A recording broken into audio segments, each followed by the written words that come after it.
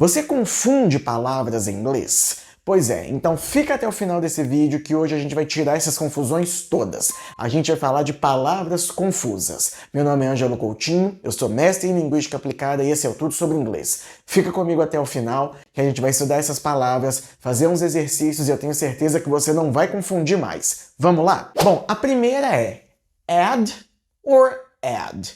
Primeira coisa, que a pronúncia aqui é com esse sonzinho que a gente chama na linguística de ash. Não existe esse som no português. Ele é tipo tá bom?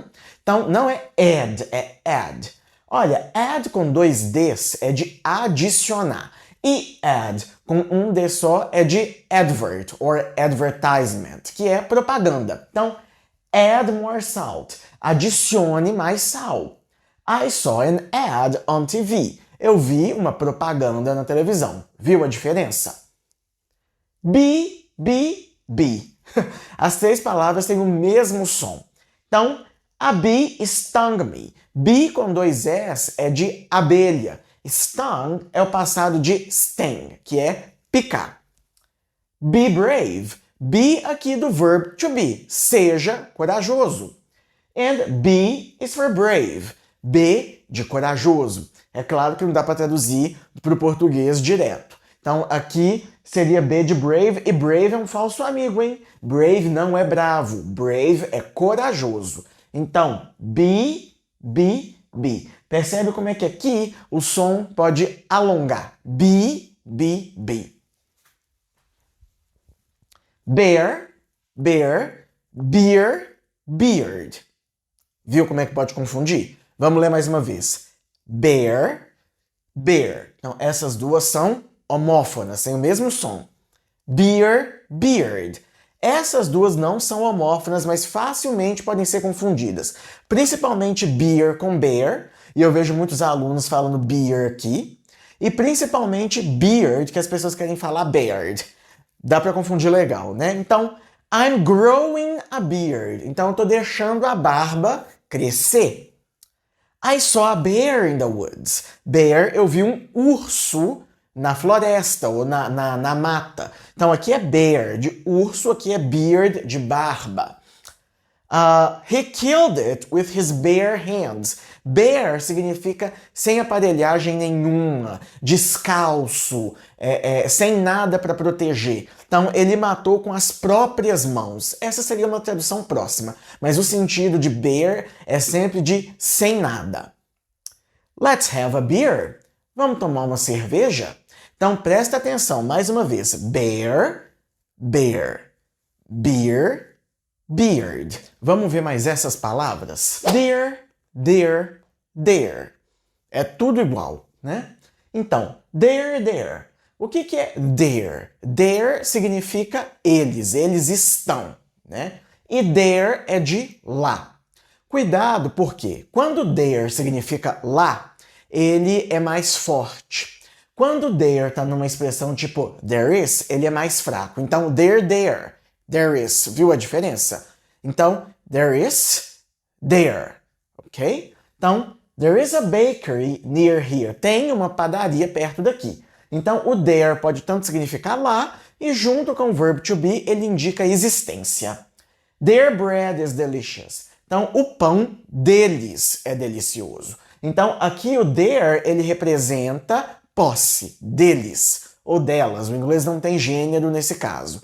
Então, their, eles estão ou são. Their, que pode ser lá ou indicar existência. E their, que significa deles. As três soam igual. It e it, mesma coisa. My dog is wagging its tail. To wag its tail, ele está balançando o rabo, tá bom? A expressão é wag its tail. Então, o it aqui é o possessivo de it. Então, meu cachorro está balançando o rabo dele, tá bom? E esse it aqui com apóstrofe S, esse apóstrofe S é o verb to be.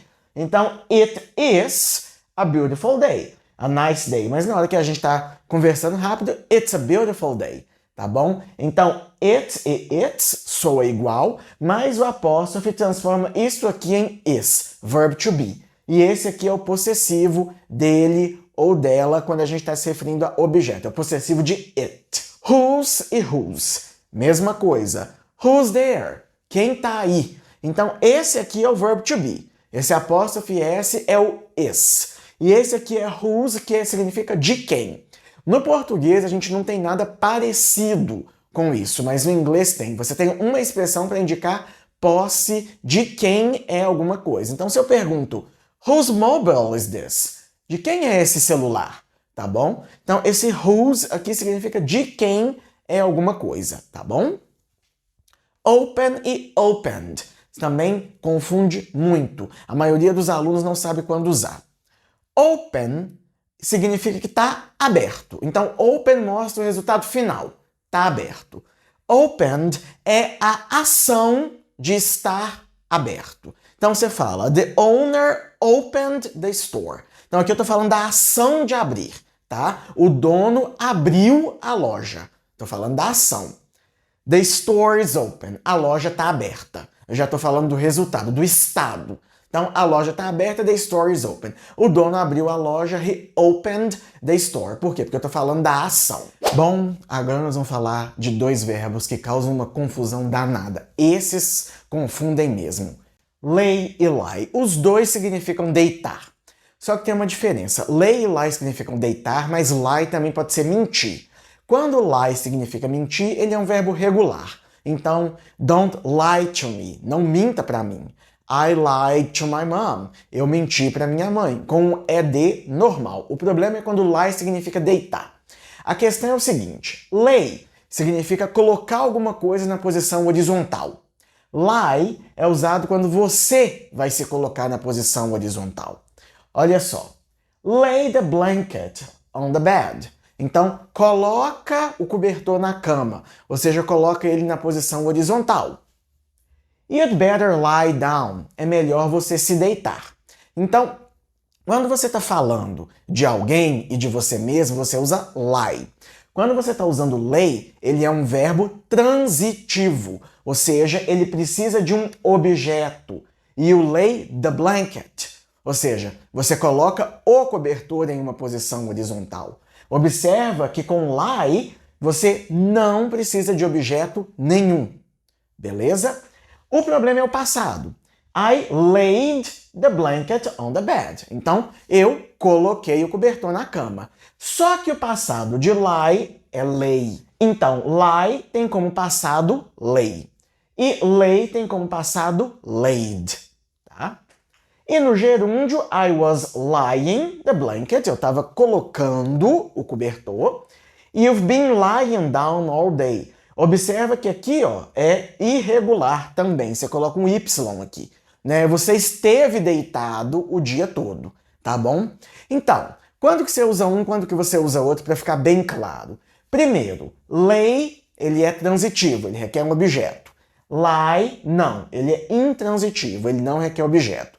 Lie é usado para falar de você mesmo e de outras pessoas. Lay é usado para falar de algum objeto que você colocou deitado. Pode ser também que você tenha colocado uma pessoa deitada, né? Então, se tiver objeto que você está colocando em algum lugar, você usa lay. Se você está se referindo a alguém que se deitou ou a você mesmo ter se deitado, aí você usa lie. E se você quiser usar o particípio, é lain. Mas ele é rarissimamente usado. Dificilmente as pessoas usam o particípio de lay e lie. E é igual mesmo, tá? Vamos fazer agora uns exercícios? Bom, esses exercícios são para completar somente com as palavras que a gente estudou, tá bom? Pausa o vídeo, dá um tempo que daqui a pouco eu te dou as respostas. Vamos lá!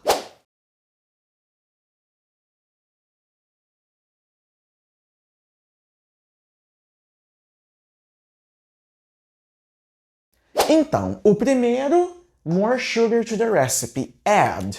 Então, adicione mais açúcar na receita.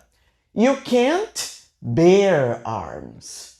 Eu não sei se eu falei, agora eu tô na dúvida, mas bear também pode significar portar em inglês.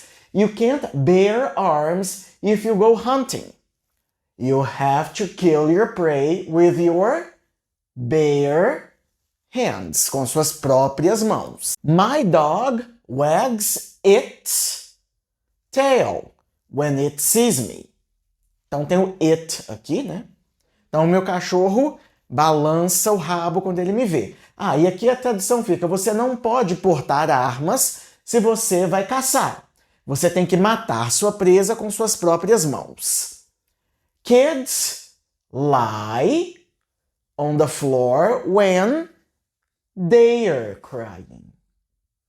Então, as crianças se deitam, lie, elas se deitam no chão quando elas estão chorando. My cat likes to lie in the sun. Observa que não tem objeto. The kids lie on the floor. A criança se deita no chão. My cat lies on the floor. Likes to lie on the floor. Gosta de se deitar no chão. Não tem um objeto. Então, my cat likes to lie in the sun. Gosta de se deitar no sol.